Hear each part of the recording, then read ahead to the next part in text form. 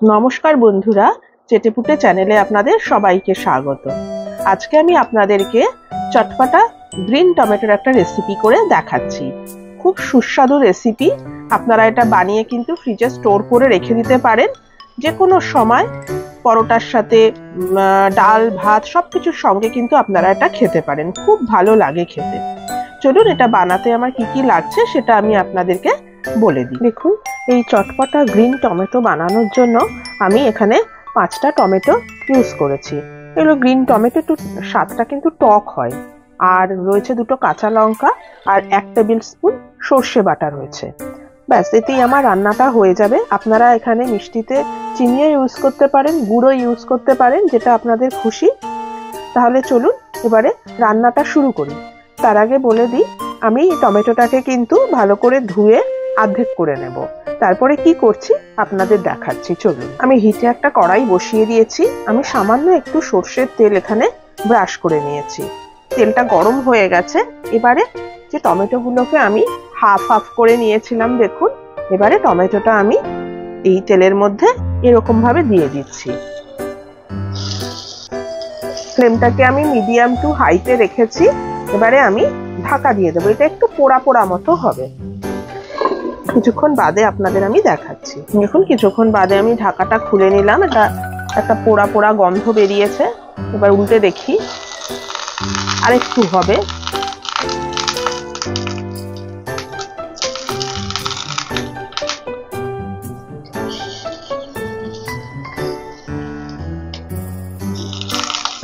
একটু বেশি পোড়া পোড়া হলে না বেশি ভালো লাগবে,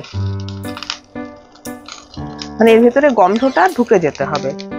ফ্লেমটাকে এবার আমি একটু কমিয়ে দিয়েছি। এগুলোকে আমি নাবিয়ে এবারে ঠান্ডা করে নেব। করে আমি এগুলোকে মাঝখান দিয়ে মানে এক একটা এই পিসের থেকে 3টে পিস করব আমি, করে আপনাদেরকে দেখাচ্ছি। দেখুন, সবগুলো আমার হয়ে এসছে।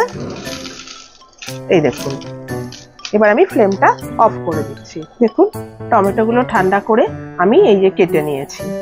এবারে আমি কড়াইটা আবার বসিয়ে দিয়েছি। এখানে 1 টিস্পুন সর্ষের তেল আবার গরম করেছি। এবারে এখানে আমি ফোড়ন দিয়ে দিচ্ছি।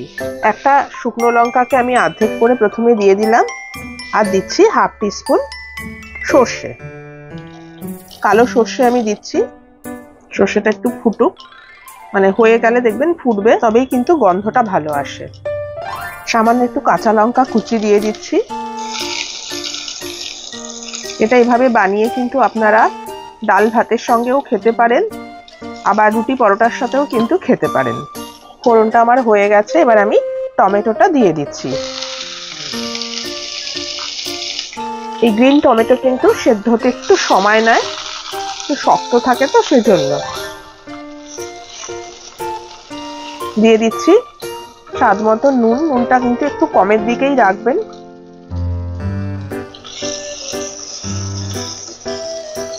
ফ্লেমটা আমার একদম লোতে করা রয়েছে।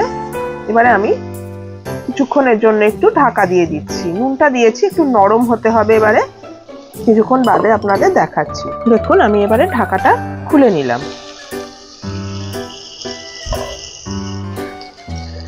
সামান্য একটুখানি হলুদ গুঁড়ো আমি দিচ্ছি, আর দিচ্ছি 1/4 টিস্পুন মতো ঝাল লঙ্কার গুঁড়ো।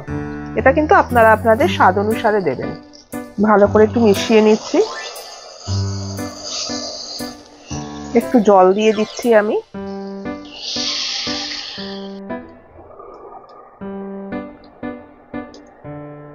হাফ কাপ মতো জল আমি দিয়ে দিলাম। আবার আমি ঢাকা দিয়ে দিচ্ছি। কিছুক্ষণ বাদে আপনাদের দেখাচ্ছি। দেখুন, আমি ঢাকাটা খুলে নিলাম। জলটা আমার শুকিয়ে এসছে একদম। টমেটোটাও সেদ্ধ হয়ে গেছে। এবারে আমি দিয়ে দিচ্ছি সর্ষে বাটাটা।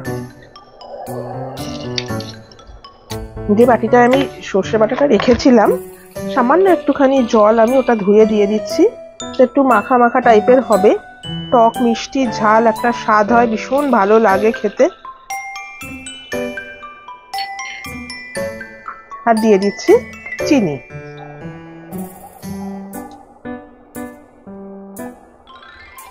দেড় টেবিল স্পুনের একটু কম আমি দিয়েছি। আপনারা গুড় দিতে পারেন, স্বাদে কিন্তু কোনো হেরফের হবে না, খুবই ভালো লাগবে। ভালো করে মিশিয়ে দিচ্ছি এবার আমি। গ্রিন টমেটো বিভিন্নভাবেই অনেকে রান্না করে থাকে, ডালেও কিন্তু খাওয়া যায়, ভালো লাগে।